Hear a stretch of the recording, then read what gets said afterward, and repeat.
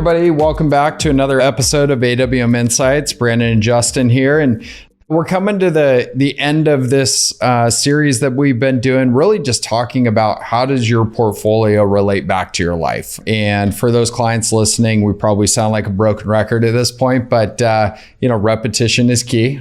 Forced repetition, as our good friend Brian Kane says.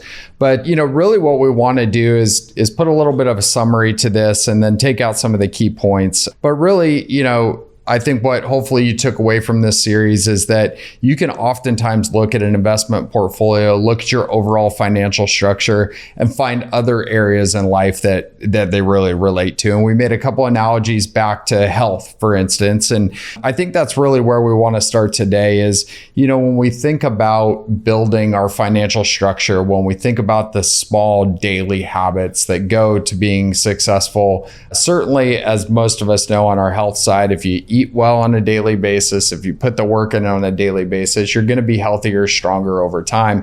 And we're in a very similar spot with an investment portfolio, right? Yeah, you can sum all of this up really with one simple word or one simple concept. It's compounding. It applies to what you're talking about on the health side. Little changes, little improvements, developing habits start with one small step and then they compound into much bigger impact, whether it be on your personal life, your health, your wealth, etc. The same thing can be said for your investment portfolio. Compounding, Albert Einstein's famously attributed with making the quotes, the strongest power in the universe, something along those lines. I think I've got it up here, right here. The most powerful force in the world is compounding interest, according to Albert Einstein. And it's one of the most amazing things if you can take a step back. You don't see the impact of it necessarily day to day, right? I think we've mentioned on a day-to-day basis, there's almost a 50-50 probability that the market goes up or down, but you start to stretch that over longer periods of time. So long as you stay invested, you really start to see the benefit of much higher upside than downside. And that's the effect of compounding, keeping your money at work year in and year out, being disciplined and keeping those good habits at play. And I think that's the hard thing, right? Like we often hear, hey, compounding's the free lunch. It's the most powerful deal out there. There's probably actually a good reason to this too, is it's very incredibly difficult, it is, right? Yeah. It's hard to, on the physical side, to make sure you get your butt in the gym every day. It's hard to make sure you eat the right foods every day. It's just as hard, right, to stay focused in a world of noise on what is the right financial structure. You get bombarded with these quote unquote opportunities, and sometimes they're fantastic, but sometimes they're not, but oftentimes they're exciting. And so, I think it's really having that daily discipline, to look and say, okay, what are the priorities? We're revisiting this, but what are the priorities I'm trying to achieve for my family? And now let's not get distracted by that. I think that's oftentimes, me personally, what I got to come back to is, oftentimes it seems like there's this abundance of opportunity and there's famous sayings on what to say no to and really where to be focused. And hopefully what this series has done is help to lay out, this is why we spend so much time on your priorities. This is why we build the structure in the way that we do, because hopefully at the end of the day, it's all a tool to come back and help you to make daily decisions to lay out the best course of action. That's right. And I mean, there are a ton of amazing opportunities out there. Your statement is correct, but what we're here for is a kind of accountability partner, coach, and something we'll continue to repeat on throughout, but certainly within this little series we've done is give you the tools or the little nuggets to go back to have a decision-making framework, or to take a step back and say, oh no, I'm allocated in such a way, I don't need to chase this little bright shiny object over here, because I understand what's going on and implement it, and the long-term benefits that I will likely see, we should see, we have a high conviction that you'll see them if we're disciplined, if we stay put, if we understand the behavioral aspects of it. But then also, like I think we talked about either last episode or the episode before, is taking the behavioral acknowledgement with the science of it, the art and the science, if you will, and bringing those together to hopefully give you better understanding.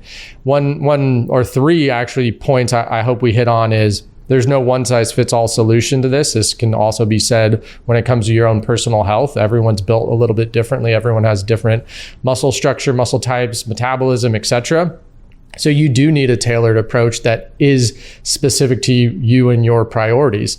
There are no quick fixes. I think that's the big piece that kind of ties to your point about these amazing opportunities that come up on a daily basis. We see them too, but really there's no quick fix to the long-term game, if you want to call it, the long-term plan in which we are trying to accomplish here. It is really be disciplined, be thoughtful, don't get distracted by these little bright shiny objects. And then it's better to prevent problems. I think this is really, really true when it comes to health, especially as you start to get older like we are.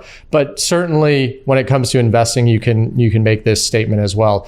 Have a solution that takes into account a wide variety of potential outcomes. We don't know what the future unfold, but we know we can structure a portfolio today that does really well in up markets, and then we have things in place to accommodate down markets, whether it be a protective reserve to make sure you have a certain amount of living expenses covered in super safe, super secure assets that match your specific needs, or take advantage of tax loss harvesting and really, when the market gives you lemons, make lemonade to an extent, right? Control what you can control, have a plan in place that works with a variety of outcomes, both good markets, bad markets, and that's custom to your specific family needs. Yeah, and maybe we'll end even with just a little encouragement on some of the really boring stuff that you can do. And these illustrations drive me crazy. I was just mentioning it before we got on, but let's take it away from kind of the holistic nature, and we'll kind of hone in on a very specific topic. But it's, if you took some money, just to show the power of compounding, if you took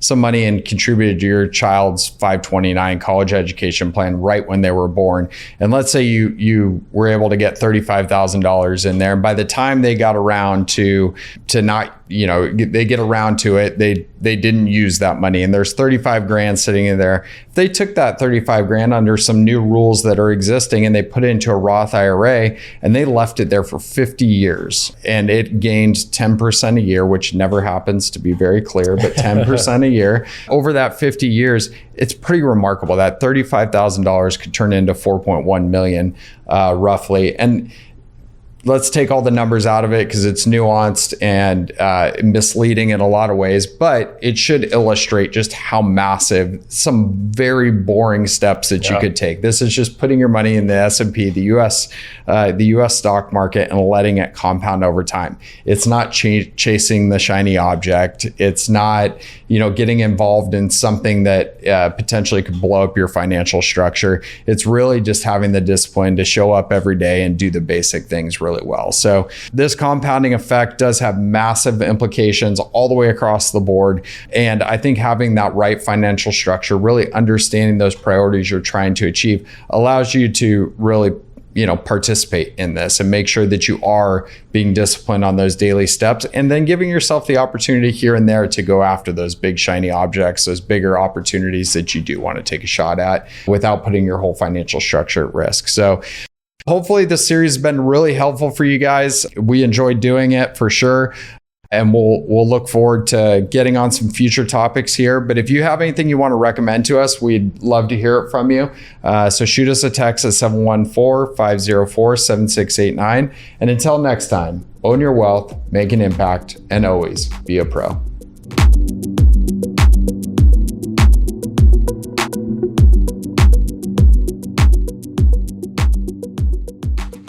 The information in this podcast is educational and general in nature and does not take into consideration the listener's personal circumstances. Therefore, it is not intended to be a substitute for specific, individualized financial, legal, or tax advice. To determine which strategies or investments may be suitable for you, consult the appropriate qualified professional prior to making a final decision.